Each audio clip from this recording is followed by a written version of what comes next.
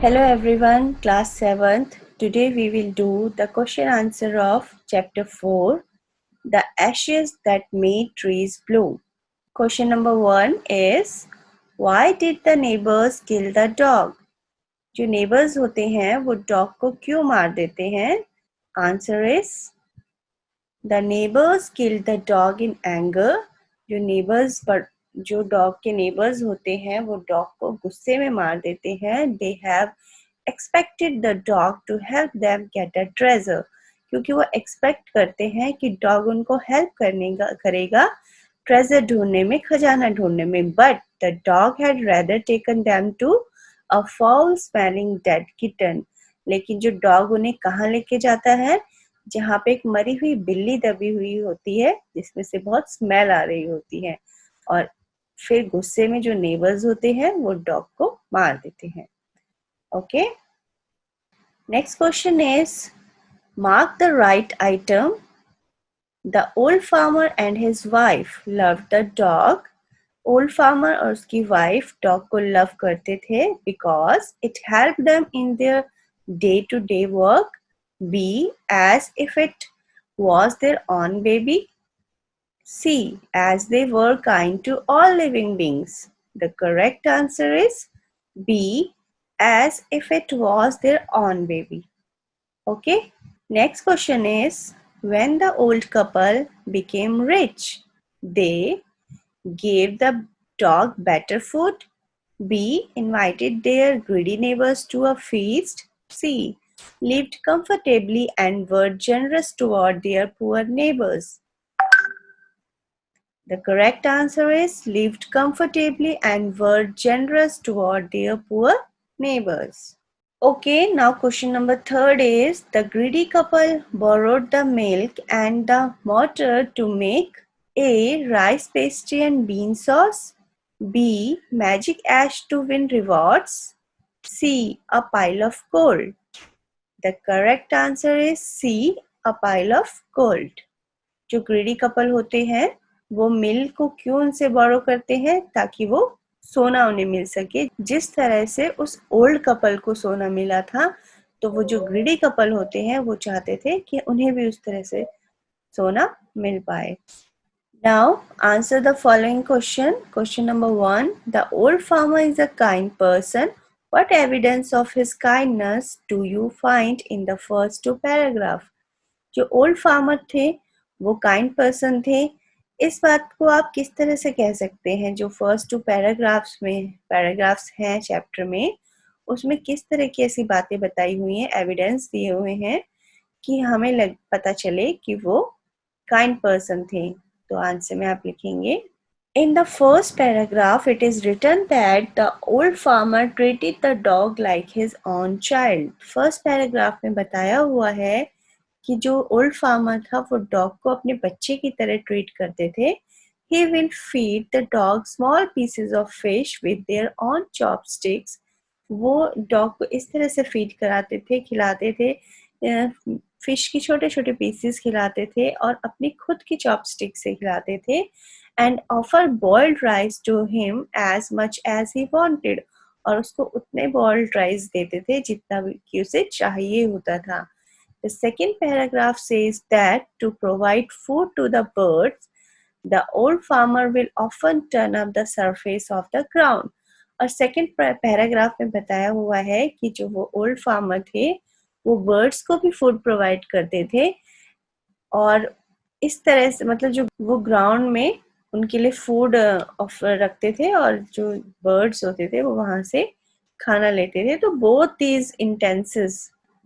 these instances prove that the old man was a kind person. ये दोनों instances, ये दोनों बातें बताती हैं, प्रूफ करती हैं कि जो ओल्ड मैन थे वो एक काइंड पर्सन थे.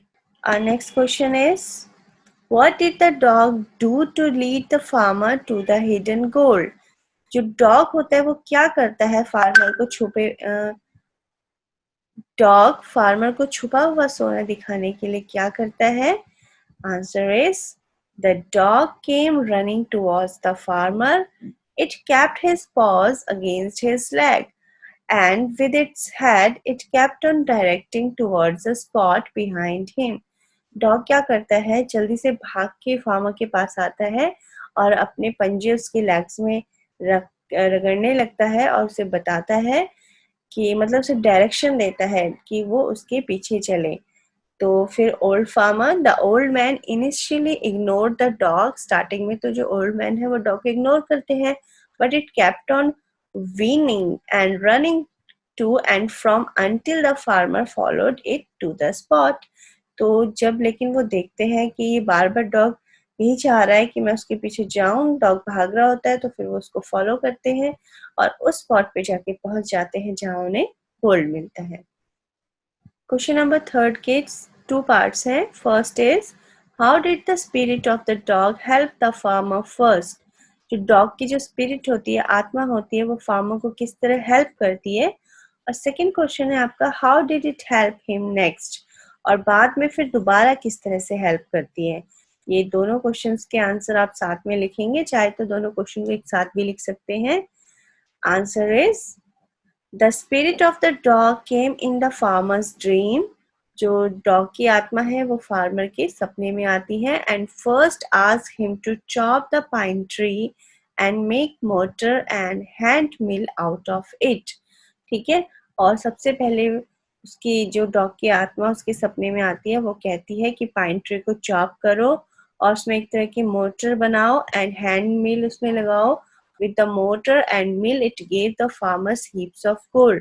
तो इस तरह से मोटर और मिल फार्मर को गोल्ड प्रोवाइड करते हैं, वहां से सोना निकलता है।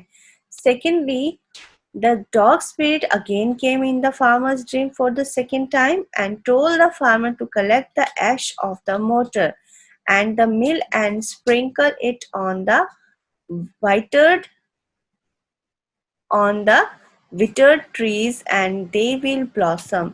जब सेकंड टाइम डॉग की आत्मा फिर से फार्मर की ड्रीम में आती है, तो वो फार्मर को कहते हैं कि आप मोटर और मिल जो कि उनके नेबर्स जला चुके होते हैं, उनकी ऐश, उसकी राख को इकट्ठा करो और उसको कहाँ स्प्रिंकल करो, कहाँ मतलब स्प्रिंकल करना होता है फैलाना। वो कहते हैं उस ऐश को लो, मतलब उसकी राख को लो जो मिल हमारी उन नेबर्स ने जला दी है, उसकी ऐश को लो, एशेज यानी राख को लो और कहाँ स्प्रिंकल करो, विटर ट्रीज में एंड दे विल ब्लॉसम। और आप उस ट्री में अगर उसको स्प्रिंकल करोगे तो वो ब्लॉसम, वो खिल जाएंगे, उसमें फूल खिल जाएंगे, जो कि ऑलरेडी सूख गया था पेड़, वो खिल उठेगा। The farmer did this in front of the dominion. जो फार्मर होता है ऐसा ही करता है डोमिनियो के सामने। डोमिनियो मीन्स वहां के जो किंग टाइप के एक होते हैं, जिनको लैंडलॉर्ड भी कह सकते हैं, जो उनके लैंडलॉर्ड होते हैं, उनके सामने जब फार्मर ऐसे करते हैं and was awarded with the Levi's gifts. ठीक है, और जो उनके लैंडलॉर्ड होते हैं वो उनको बहुत सारे गिफ्ट्स देते हैं। Now question number 4, why did the dominio reward the farmer but punish his neighbor for the same act। तो जो डोमिनियो होते हैं, जो लैंडलॉर्ड होते हैं, वो फार्मर को क्यों रिवॉर्ड देते हैं और सेम उसी काम के लिए वो नेबर को पनिश क्यों करते हैं। The answer is the farmer had sprinkled the ash over the withered cherry tree and it blossomed। जो फार्मर होते हैं वो उन एशेस को, उन राख को स्प्रिंकल करते हैं चेरी ट्री के ऊपर।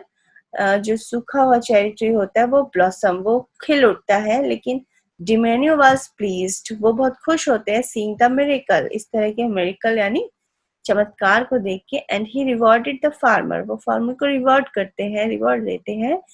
His neighbour poured the ash over the cherry tree। और जो उसका नेबर होता है वो ऐसे बिखे, मतलब poured मतलब पूरे के पूरे एशेस को चेरी ट्री के ऊपर बिखेर देता है, but nothing happen to the tree. लेकिन ट्री में ऐसा कुछ भी नहीं होता जैसे ओल्ड फार्मर के करने से होता है। तो fine particles from the ash entered the eyes of the Damnio and his wife।